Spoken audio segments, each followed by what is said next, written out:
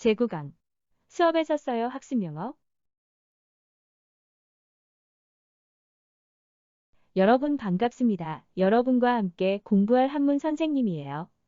오늘은 다양한 한자 어휘 중에서 다른 교과에서 학습 용어로 사용하는 말에 대해 배워봅시다. 즐겁게 한문에 대해 알아보도록 할게요. 제9강 수업에서 써요 학습 용어. 오늘 배울 내용은 첫 번째, 교과 학습 용어 1, 두 번째, 교과 학습 용어 2, 그리고 확인 학습입니다. 첫 번째, 교과 학습 용어 1. 단원의 주요 내용은 국어 교과 속 학습 용어 알아보기와 영어 교과 속 학습 용어 알아보기, 그리고 수학 교과 속 학습 용어 알아보기입니다. 먼저 국어 교과 속 학습 용어를 알아볼게요. 일화라는 단어인데요. 21 이야기 화를 써서 숨어있는 이야기, 곧 세상에 알려지지 않은 흥미있는 이야기라는 뜻입니다. 예문을 보겠습니다. 기승전결을 갖추되 그 사이에 꼭 감동적인 일화를 섞었다. 다음으로 독백입니다. 홀로 독 말할 백을 써서 혼자 말하는 행위를 의미합니다. 백자는 보통 흰 백으로 많이 알려져 있죠. 여기서는 말하다라는 뜻으로 쓰였어요. 동네 골목의 쓰레기를 함부로 버리지 말라면서 주인백이라고 끝맺는 경고문구를 본 적이 있을 거예요. 그때도 말하다라는 뜻으로 쓰인 경우입니다. 한자는 여러 가지 뜻을 가지고 있다는 것 기억하기 바랍니다. 그럼 예문을 볼까요? 이 소설은 화자의 내적 독백으로 이루어진다.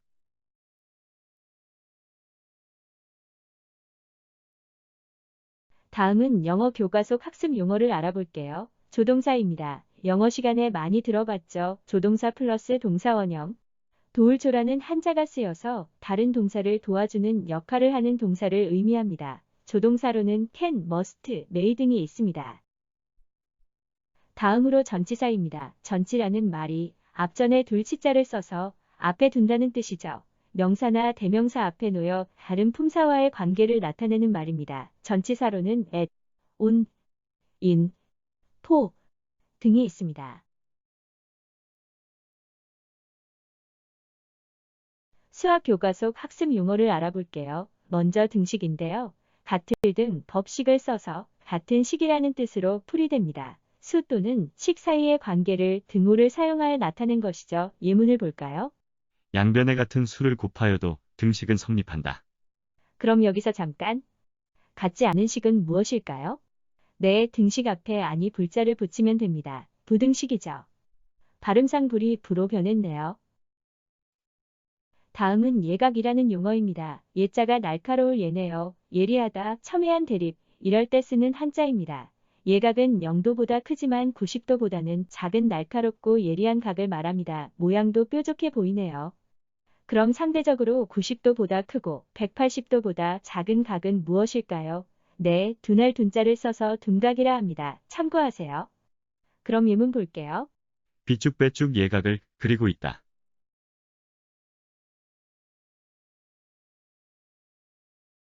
두 번째, 교과서 학습 용어 2.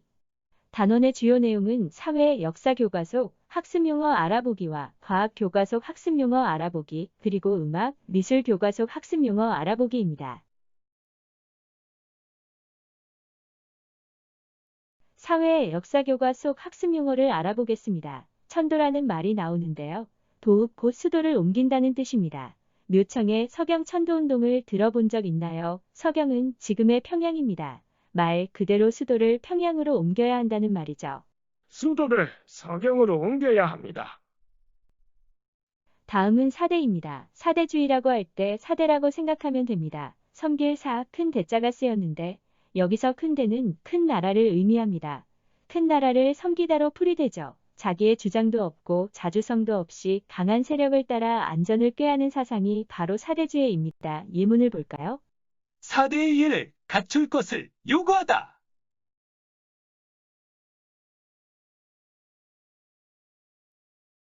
이번에는 과학 교과 속 학습 용어를 알아보겠습니다. 위성은 지구과학 시간에 나오는 용어인데요. 위가 지킬 위로 호위하다라고 할 때 쓰는 한자랍니다. 행성을 호위하듯이 도는 별을 위성이라고 하죠. 우리 지구의 위성은 뭐가 있나요? 그러죠. 달이 있습니다. 예문을 볼게요. 인공위성이 본궤도를 벗어나 있다. 다음은 혈압입니다. 피혈, 누를 앞자로 혈액의 압력이라고 풀이합니다. 고혈압은 혈압이 높은 것을 의미하겠죠. 반대로 혈압이 정상치보다 낮은 것은 저혈압이라고 합니다. 예문을 볼까요? 혈압 오르는 소리 그만해라.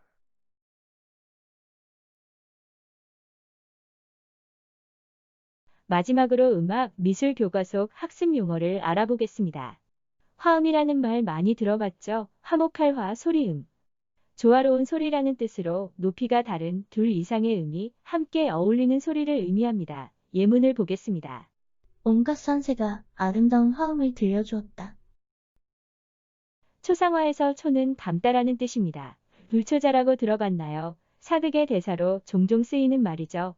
불초자는 아버지를 닮지 않은 자식이란 뜻으로 아버지에 대하여 자기를 낮출 때 쓰는 표현입니다. 초상화는 얼굴을 본떠서 닮게 그린 그림이라는 뜻입니다. 예문을 살펴봅시다. 벽에 걸린 커다란 초상화가 어디서 본 듯하구나.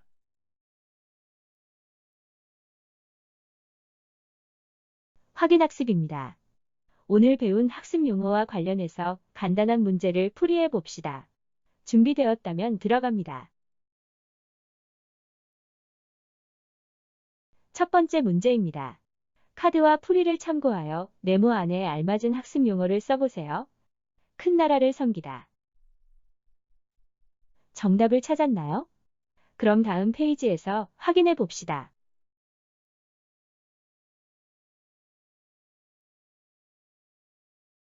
정답은 4대입니다. 섬길 사 큰데, 섬기다 큰 나라를, 술목 관계 한자어로 풀이 순서가 우리말과 달라지네요. 큰 나라를 섬기다로 풀이하면 됩니다.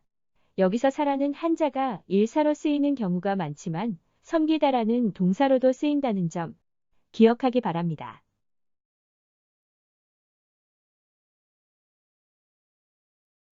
두 번째 문제입니다. 다음 괄호 안에 들어갈 학습 용어를 한자로 써봅시다. 이번 시간에는 다른 동사를 도와서 완전한 서술어를 만드는 역할을 하는 동사인 삐리리에 대해 공부하겠습니다. 정답을 찾았나요? 그럼 다음 페이지에서 확인해 봅시다.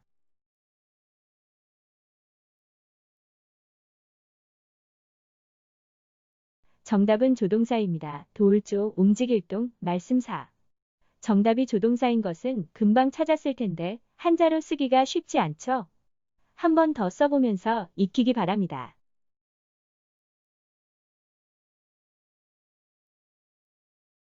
세 번째 문제입니다. 다음 문장 속 괄호 안에 들어갈 알맞은 단어를 찾아보세요.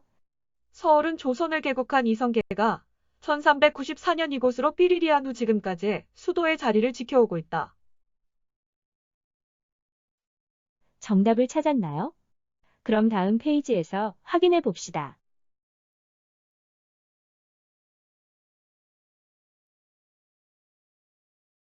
정답은 5번 천도입니다. 옮길 천 도읍도.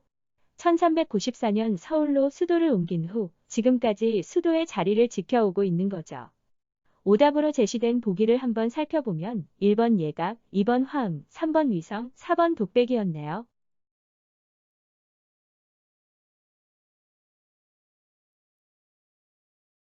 제9강 수업에서 써요. 학습 용어 정리하기입니다. 화면에 제시한 내용을 보고 오늘 배운 내용을 정리해 보세요.